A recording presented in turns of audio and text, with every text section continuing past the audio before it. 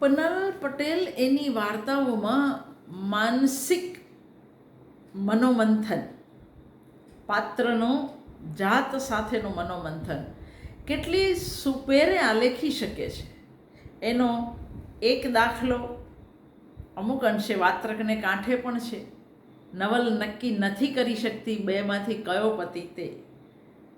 એ જ રીતે સાચા સમણામાં તો પન્નાલાલ કમાલ કરે એ રીતનું મનોવૈજ્ઞાનિક નિરૂપણ કરે છે. નવલનું ચિત્ત વાત્રકને કાંઠે વાર્તામાં બે પુરુષ વચ્ચે સમાન ભાવે વહેંચાયેલું છે અને એટલે નવલ નક્કી નથી કરી શકતી કે કયો પતિ રે એ એને ગમે. એના માટે બંને પુરુષ સરખા જ મહત્ત્વના છે. માસી ભલે લંગડો નહીં પણ સાજો એવું વિચારે, પણ નવલ એવું વિચારી શકે એમ નથી. સાચા સમણાનો મથુર તો સ્નેહાળ પત્ની રતનને બદલે યૌવનથી લથબથ મણિ તરફ ધીમે ધીમે ખેંચાતો ગયો છે. મથુર પોતાની પત્નીને પ્રેમ કરે છે. રતન એની જે કાળજી લે છે, એને જે રીતે વહાલ કરે છે એ પણ મથુર સમજે છે અને છતાંય અવશપણે એ રૂપાળી મણિ તરફ ખેંચાતો જ જાય છે. પત્ની ઘરરખું છે, વ્યવહાર કુશળ છે. એના વ્યવહારુ ડાપણે જ મથુરને બે પાંદડે કર્યો છે. આ બધું જાણતો હોવા છતાં પોતાની જાત પર, મન પરનો કાબુ, એટલે આ મનોવૈજ્ઞાનિક આખી કશમકશ છે. એ જાત સાથે લડી રહ્યો છે. પત્નીએ જ પોતાને બે પાંદડે કર્યો છે એ જાણે છે, છતાંય મથુર રૂપે અલબેલી મારકણી આંખોવાળી મણિ તરફ આકર્ષાય છે. મણિનું મદમસ્ત યૌવન અને એની સામે પત્ની રતન, જે આમે એનાથી 5 વર્ષ મોટી હતી, 3 સુવાવડો, એની કંતાઈ ગયેલી કાયા, આ એક પુરુષને જલ્દી બીજી રૂપાળી સ્ત્રી તરફ આકર્ષિત કરે એવું એક મનોવૈજ્ઞાનિક કારણ. બીજું, ઘરની અંદર પરંપરા ચાલી આવે છે બે પત્નીની, બાપે પણ કરેલી. ત્રીજું મનોવૈજ્ઞાનિક કારણ છે કે જે મણિ ગમે છે એની મણિના સાસરે બહુ અવદશા છે. એનો પતિ એને મારે છે, એટલે એને બચાવવાની પણ એક તક છે. આ બધું ભેળું થઈ અને મથુરના મનમાં તુમુલ સંઘર્ષ જગાડે છે. મનની આ લીલા સામે મથુર શક્ય એટલી તાકાતથી લડે છે. એ કોશિશ પણ કરે છે મણિ પ્રત્યે તિરસ્કાર કેળવવાની. એ જાતને રોકે છે, ટોકે છે. મણિ પીરસે જમવાનું તો ગરમ પણ થાય છે, પણ અંતે મનની લીલા સામે મથુર હથિયાર હેઠા મૂકી દે છે, હારી જાય છે. એનાથી મનના આ સંઘર્ષ સામે એ ટકી શકતો નથી. મથુરના દાદા પરદાદા એક કરતાં વધારે વાર પરણેલા, એ વાત મથુરના મનની અંદર બેઠેલી છે અને એમાં પાછી મિત્રોએ મજાક કરી મણિ સાથે પરણાવવાની. મથુરનું ચેતન મન, આપણા મનની અંદર ચેતન અચેતન બે મન હોય, અને ત્રીજું પણ કોન્શિયસ, સબકોન્શિયસ, અનકોન્શિયસ, જાગ્રત, અર્ધજાગ્રત અને અજાગ્રત. તો મથુરનું જે ચેતન મન છે, જાગ્રત મન, એ વિરોધ કરે છે, પણ એના અચેતન મનને તો મણિ અને બે બૈરાવાળી વાત બેવ ગમી ગયા.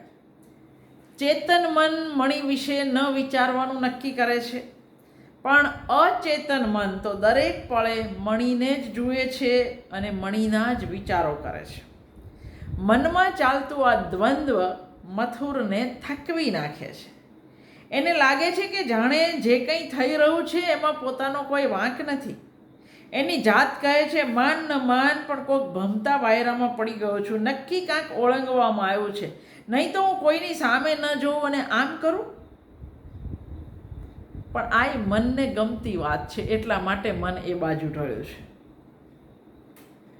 ગામના જુવાનિયા મથુર જોડે પરણવા બાબતે મણિની મશ્કરી કરે ત્યારે તો મથુર બધાને અફીણ ચડ્યું છે એમ કહીને વાતને ટાળી દે છે, પણ પછી પોતાની જાતને કહે છે, કોણ જાણે આ તો અફીણ ચાળા કરાવે છે કે પછી હું જ ઢોંગ કરું છું. આ તો સાચું છે કે બધું, કે પછી સમણાતો નથી ને. મથુરના મનમાં ચાલતું આ દ્વંદ્વ હકીકતે મથુરના વિવેક અને વૃત્તિઓ વચ્ચેનું દ્વંદ્વ છે. આ આખું મનોવૈજ્ઞાનિક દ્વંદ્વ છે. વૃત્તિઓ બેકાબૂ થઈ છે અને વિવેક એની વચ્ચે આડો આવે છે, ના પાડે છે.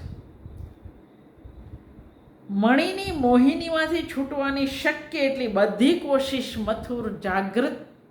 મથુરનું જાગૃત મન કરી ચૂક્યું છે, પણ એનું અચેતન મન બિલકુલ એના કાબૂમાં નથી. એ મન તો એને ટોકે પણ છે. આ મનની લીલામાં અટવાયેલો મથુર બબડે છે, માન ન માન મથુર, પણ મને લાગે છે કે તારા બાપ દાદાની જેમ તારાય કરમમાં 2 બૈરા લખાયેલા છે. મન હંમેશા પોતાને ગમતી વાત જ કરે. 2 બૈરા લખાયેલા છે, નહીં તો આમ થોડું હોય. એને એવું લાગે છે કે જાણે પવનની કોઈ મહાપ્રબળ ઘૂમરીમાં ફસાયેલો પોતે અસહાય બની કોઈ અનર્થ તરફ ખેંચાઈ રહ્યો હોય. ઘેર પહોંચતાની સાથે ગરમ પાણીએ નવડાવતી, પ્રેમથી નવડાવતી પત્ની એને જોઈ અને મથુર પાછો પોતાની જાતને ફટકાર આપે છે, ઉપાલંબ આપે છે. ફટ રે ગોજારા, સોના પાતર પડતું મેલી ઠીકરામાં મન મોયું. જાહરે જાહ, અવતાર બગડી જાત. હા, પણ કોઈ આનો અર્થ એવો નથી કાઢવાનો કે મથુર ઉઘરી ગયો. જાગતા ઊંઘતા એને વિચાર તો મણીના જ આવે છે. સપનામાં ટૂંપીઓ જે દલીલ કરે તે હકીકતે તો મથુરના મનની ભૂતાવળ છે. જોકે મથુરના મનની લીલા ઉજાગર થવાની સાથે પન્નાલાલ પટેલ ટૂંપિયાની લાંબા પટે જે કથા કહે છે એ આની અંદર બિલકુલ બિનજરૂરી છે. ટૂંપિયાની દલીલો ઓછી હોય એમ પાછો મરી ગયેલો બાપ સપનામાં આવીને ઠપકો દઈ જાય છે કે તું તો અલ્યા વિધાતા કરતાંય વધારે ડાયો લાગે મથુરિયા. તું તો જાણે આપણી 3 પેઢીથી 2 બૈરા થતા આવ્યા છે. ગાંડા લખ્યા લેખ છે, માટે મનમાં બળ્યા વગર મારું કહ્યું માની મણીને લુગડા પહેરાવી જ દે. તું આઘો પાછો થઈશ પણ 2 બૈરા આપણા લલાટમાં લખાયેલા જ છે. આ પેલું અચેતન મન છે. સપનામાં બાપ નથી કહેતો, પણ મથુરનું અચેતન મન એને મણી જોઈએ જ છે અને એની પાછળ મણીનું મદમસ્ત રૂપ અને પત્નીની કંતાઈ ગયેલી કાયા, એ પણ એટલી જ મનોવૈજ્ઞાનિક સચ્ચાઈ છે.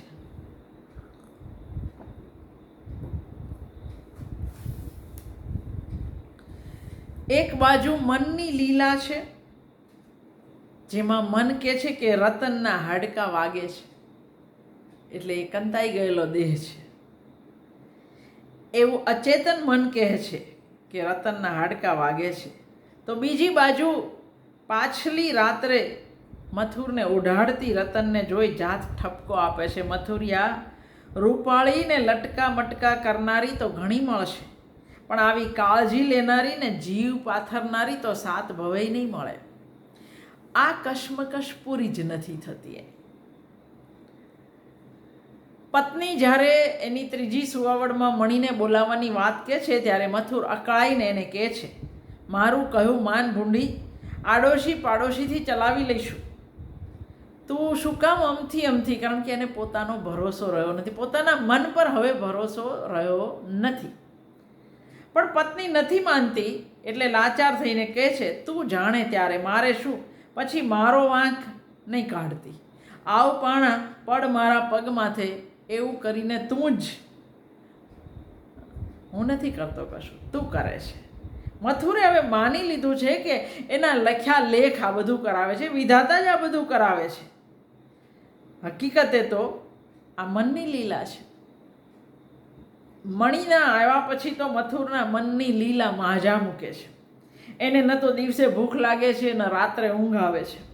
રાતોની રાતો જાણે આ લીલા જોવામાં જતી હોય એમ મથુર ઉજાગરે સુકાવા લાગ્યો. એના દિવસના વિચારો રાતના સપનાનો રૂપ ધારણ કરતા અને દિવસે એ રાતના સપના વાળગળતો.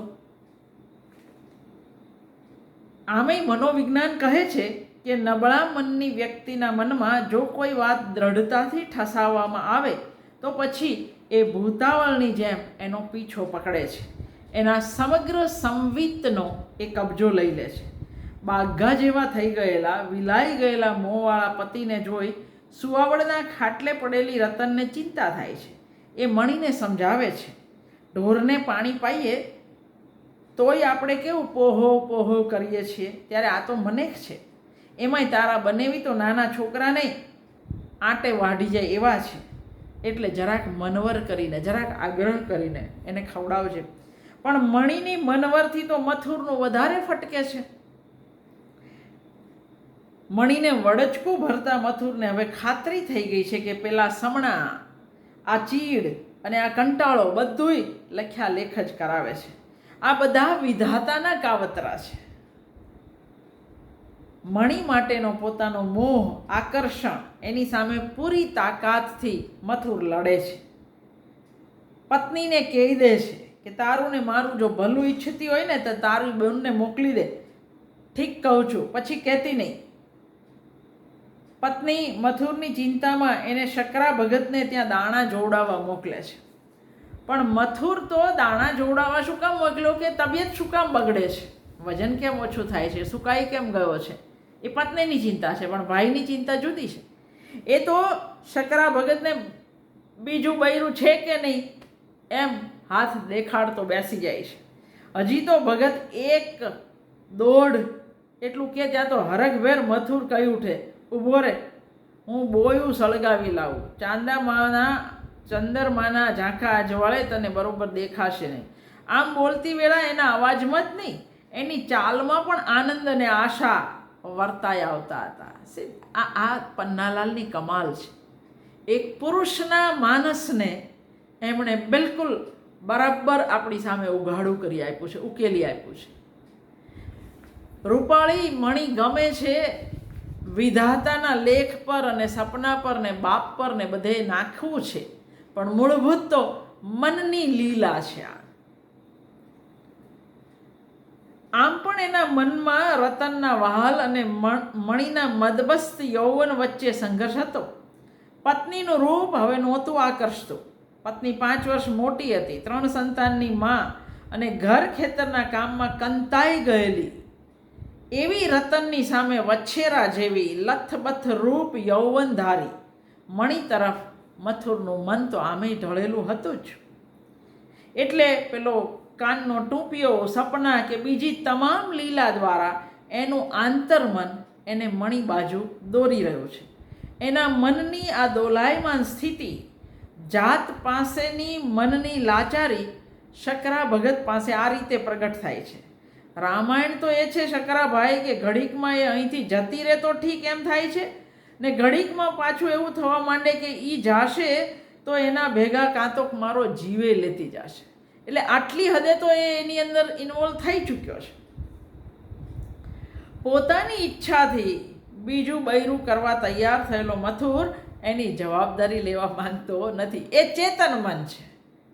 પરણવું છે એ અચેતન મન છે, અને પત્ની પ્રત્યેનો પ્રેમ એને રોકે છે એ ચેતન મન છે. લખા કાકાને ત્યાં બધી ગોઠવણ કરીને પછી ઘેર જાતો મથુર વિચારી રહ્યો હતો. જાતને પૂછતો તો શું સાચે જ હું બીજું બૈરું કરું છું? તરત જ પાછો પોતાની જાતને એ બક્ષી દે છે. હા, હું કંઈ શોખનું ઓછું કરું છું? વિધાતા મારી પાછળ હાથ ધોઈને પડી છે, પછી શું કરું? જાતને આમ મનાવતો ફોસલાવતો એ ઘરમાં પ્રવેશે ત્યારે એની હાલત એવી હતી કે જાણે કોઈનું ખૂન કરીને ન આવ્યો હોય.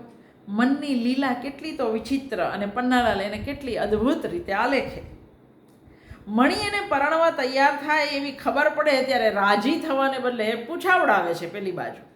તો એ તો તૈયાર છે, એટલે રાજી થવાને બદલે મથુર ગુસ્સે થાય છે. પોતાની જ બહેનનું ઘર ભાંગવા તૈયાર થયેલી મણી એને છેલ છબીલી લાગવાને બદલે ડાકણ જેવી લાગે છે. કોઈ ભેદી અક્કળ બળથી ખેંચાઈને જતો હોય એમ પરાણે એ લખા કાકાના ઘેર જવા તૈયાર થાય, તોય હજી એ જાવા નાખે છે કે ન જવું પડે, પાછું ઠેલાય. એટલે એ કપડાં લે ત્યારે પત્ની ઉઠી જાય, પોતાને રોકે, પૂછે એવું ઈચ્છતો મથુર કોશિશ પણ કરે છે એને ઉઠાડવાની, પણ આખા દિવસનું વૈતરું કરીને થાકી ગયેલી પત્ની ઉઠતી નથી. પોતે પ્રયત્ન કર્યો અને તોય ન ઉઠી ત્યારે પેલો બોલે છે કે રો ત્યારે લે, રાણ જરા પૂછતો ખરી કે હું આ નવા લુગડા પહેરીને ક્યાં જાઉં છું. પણ થાકેલી રતન ઉઠવાને બદલે એને બહારની તરફ હડસેલો મારે છે. પોતાનો કોઈ જ વાંક નથી, પોતે પરાણે જાય છે એવું જતાવતો મથુર આખી ફળી સાંભળે એમ બૂમ પાડીને કહે છે, તારો કાઢ્યો જાઉં છું, હા, પછી તું જાણે, પાછળથી મને દોષ દઈશ એ નહીં બને. ને મણી સાથે હથેવાળો પત્યા પછી પરોઢીએ ઘેર તરફ જતો મથુર ભગવાનને પ્રાર્થના કરતો હતો, માથાના વાળનારને આવા સમણા સાચા કદી ના પાડતો. મારા તો પડ્યા પણ બીજાના નહીં પાડતો. મથુરના સમણા આપણને સમજાવે છે કે બાહ્ય સંઘર્ષ સામે જૂઝવું ઝઝૂમવું સહેલું છે, પણ મનની જાગી ઉઠેલી વૃત્તિઓ સામે વિજયી થવું બહુ અઘરું છે. મથુરના કિસ્સામાં તો જાગી ઉઠેલી વૃત્તિઓ તથા મૂળભૂત સમજણ વચ્ચેનો સંઘર્ષ છે. નટવાના દોર, પેલો દોરી પર ચાલતો હોય ને, નટવાના દોર પર ચાલતી હોય એવી એના મનની ખેંચતાણને લેખકે અંત સુધી તંગ જ રાખી છે. ભાગ્યે જ કશે ઝોલ પડ્યો છે. મણી પ્રત્યેની મથુરની કામાસક્ત લાગણી સંયત ઢબે પ્રગટ થઈ છે.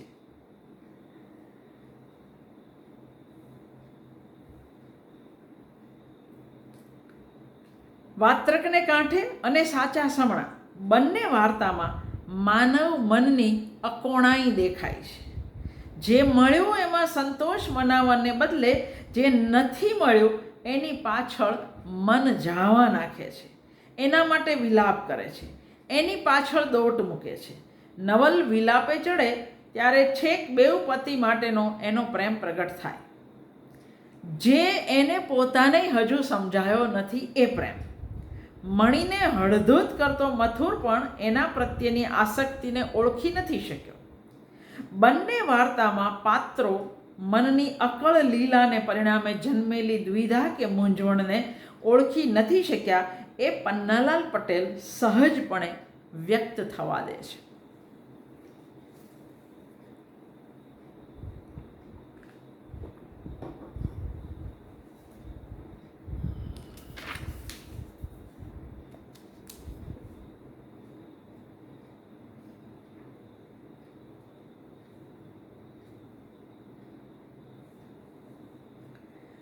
મોરલીના મૂંગા સૂરમાં ભલે વધારે સામાજિક પ્રશ્ન લાગે, પણ આ વાર્તાની અંદર પણ મનોવૈજ્ઞાનિક પાસું છે જ.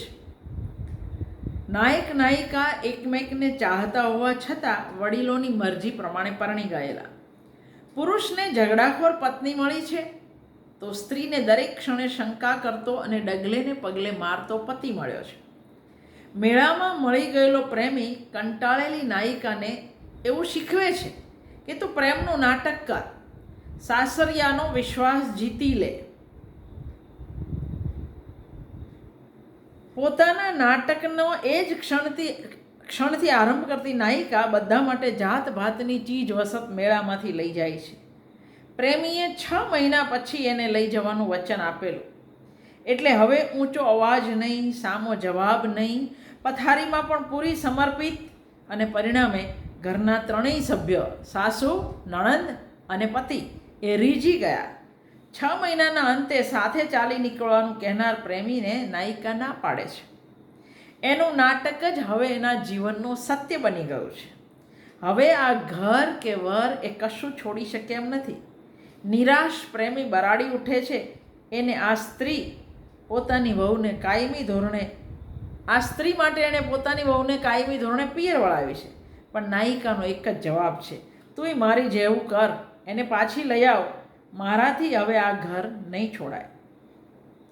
સ્ત્રીના પતિ સાથેના, સાસુ અને નણંદ સાથેના સંબંધો જે રીતે બદલાતા જાય છે, એના ભાવોનું જગત જે રીતે પલટાતું જાય છે, એ નિરૂપણની કમાલ પન્નાલાલ જ કરી શકે એવું લાગે.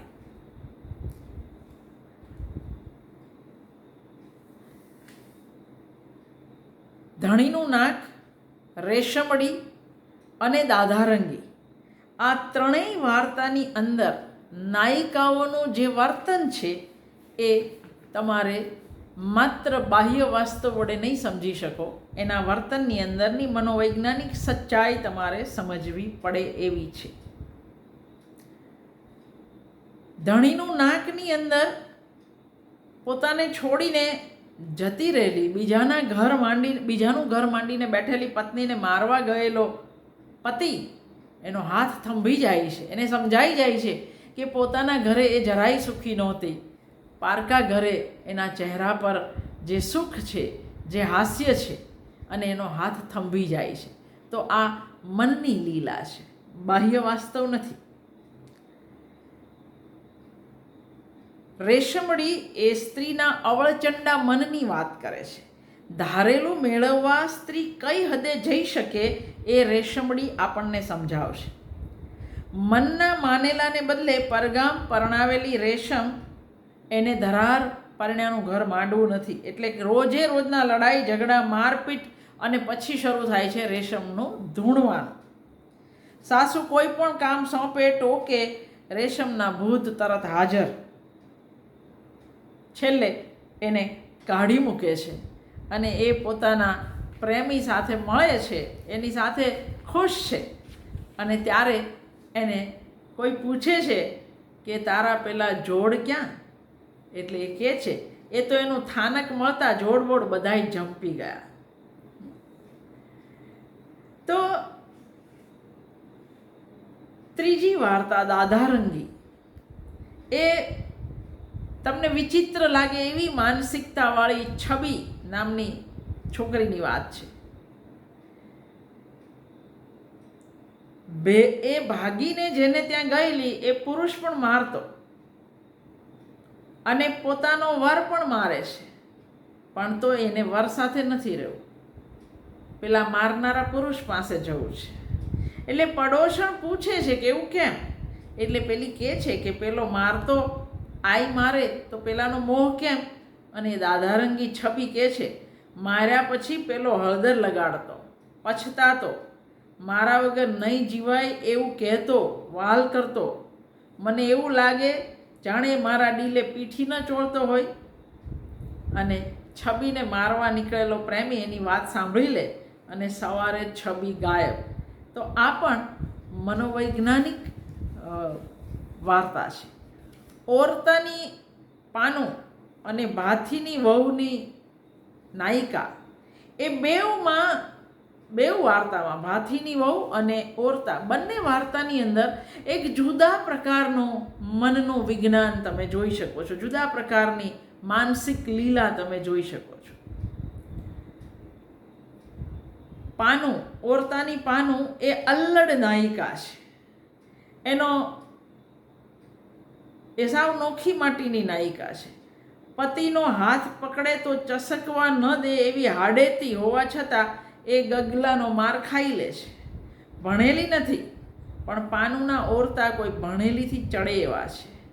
આત્માની પ્રેમની ભૂખ ધરાવતી પાનુને દેહની ભૂખ બિલકુલ સતાવતી નથી. અહીં એક સામાજિક માનસિકતા પણ પ્રગટ થાય છે. સાસુ કહે છે ભણ્યો દીકરો ન પાલવે તો વહુ તો કેમ નહીં પાલવે. આવા પરિવેશમાં ઉછરેલી પાનુનું આંતરિક પોત બિલકુલ અનોખું છે. એની અળપાયા વગરની નિર્દોષતા, એનું નિષ્પાપ હૈયું અને કવિતાના પ્રદેશમાં પહોંચી જતી કલ્પનાઓવાળી પાનુને સમજે એવું ઘરમાં તો ઠીક ગામમાંય કોઈ નથી. પતિનો વેઠી ન શકાય એવો માર ખાઈ પિયર જતી રહેલી પાનું રમત ગમતમાં પડોશના યુવાનને એક પત્ર લખે, એમાં પોતાના ઓરતા ઠાલવી દે. પતિ સિવાયના કોઈ પુરુષમાં પાનુને રસ નથી, પણ એના ઓરતા સપના નોખી ભાતના છે. એટલે પેલો પુરુષ પરણેલો હતો તોય ગામ દોડી આવે છે, પણ પાનું હસી કાઢે છે. પેલાની પત્નીને પણ મજાકમાં ભેળવે ત્યારે આપણે વાંચનારા મલકાઈ ઉઠીએ. પાનુના પોતને પામી ગયેલ પુરુષ નોકરી પર પાછા જતી વખતે પાનુના સાસરે જઈ મા દીકરાને સમજાવે છે. આમ પણ પાનુના ગુણ, એની સરળતા, એની ગરવાઈથી પરિચિત ગગલ આટલા સમયમાં સોયના નાકામાંથી નીકળી જાય એવો સીધો થઈ ગયો હતો.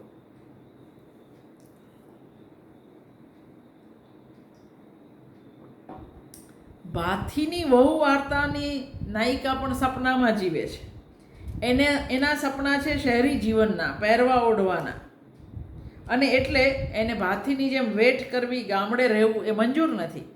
ગામડેથી છૂટવા એ ભાથીનું અપમાન પણ કરે છે, તુકારો પણ દે છે, વેઠિયો પણ કહે છે, અને એવું કહી દે છે કે તું લાખ કરીશ તોય તારા ઘરે હું આજેય નથી બંધાવાની ને કાલેય નથી બંધાવાની. એ ભાગી પણ જાય છે. એને શહેરનો મનખો માણવો છે. ભાથીને એના વગર ચાલતું નથી, અને એને શોધવા નીકળી પડે છે. ત્યારે પેલી સ્ત્રી જાત ભાતના અનુભવો સાથે કેટલા ધક્કા મુક્કા ખાઈ અને પાછી આવે છે. એ સાવ બદલાઈ ગઈ છે. દુનિયાએ એને સમજદાર બનાવી દીધી છે. એકદમ ઉદ્દંડ, મોફાટ બોલતી, કોઈના બાપને ન ગણકારતી, પતિને વાતે વાતે હળધૂત કરતી, એનો માર ખાતી, કોઈ સાથે ભાગી જતી, રવડીને પાછી આવતી ભાથીની રાહ જોતી આ નાયિકા આપણને જરાય સમજાય નહીં. આવી બીજી કોઈ નાયિકા પન્નાલાલમાં તો ઠીક, ગુજરાતી વાર્તા સાહિત્યમાં પણ તમને દેખાશે નહીં. ભાથીની વહુની સરસ્વતીથી ગામલોકની જેમ ભાવક પણ મોઢામાં આંગળા નાખી જાય. એક બાજુ નિર્દોષ પાનુના સપના અને બીજી બાજુ ભાથીની વહુના સપના. એક નિર્દોષ નારી છે, બીજી પ્રાકૃત નારી છે. એળે નહીં તો બેળે એ પણ એક અર્થમાં મનોવૈજ્ઞાનિક વાર્તા એ રીતે છે કે કોદર અને રૂખીના લગ્ન પછી રૂખીની માં એને સાસરે વળાવતી નથી. કામની લાઈમાં એ દીકરીનું આણું પાછું જ ઠેલે જાય છે. દીકરીના હૈયાને એ સમજતી નથી કે દીકરીને તો સાસરે જવું છે, પતિ સાથે રહેવું છે, પણ માં એને વળાવવા તૈયાર નથી. પેલો 15 વાર આવે તો 15 વાર પાછો ઠેલે છે. અને એટલે હવે પત્ની પતિને મેણું મારે છે. પેલો એવું કહે કે હું ચોટલો ઝાલીને લઈ જઈશ, એટલે કે ઝાલ્યા હવે ચોટલો, 20 વખત તો ધક્કા ખાધા, તું ચોટલો ઝાલવાનો. અને પત્નીના મેણાથી કોદરનો અહમ ઘવાય છે. તમતમી ઉઠેલો કોદર ખરેખર જ રૂખીને ચોટલો ઝાલીને આગળ કરે છે. હવે સાસુ પણ જમાઈનો રસ્તો રોકવાની હિંમત કરતા નથી. કોદરનું આ મેણું, કોદરને પત્નીએ મારેલું મેણું એના મનને ઉશ્કેરે છે, એના અહમ ઉપર ઘા કરે છે. અને એટલે બહાર ગયા પછી રૂખી એને પોતાની જાતને છોડાઈને કહે છે કે બે મૂક, મને ખબર છે આજે મેં તને મેણું ના માર્યું હોત તો હજી તું કંઈક મને લઈને જાત નહીં. તો સાસરે જવા માટે માં રોકે તો સામેથી તૈયાર, એળે નહીં તો બેળે, આમ નહીં તો તેમ.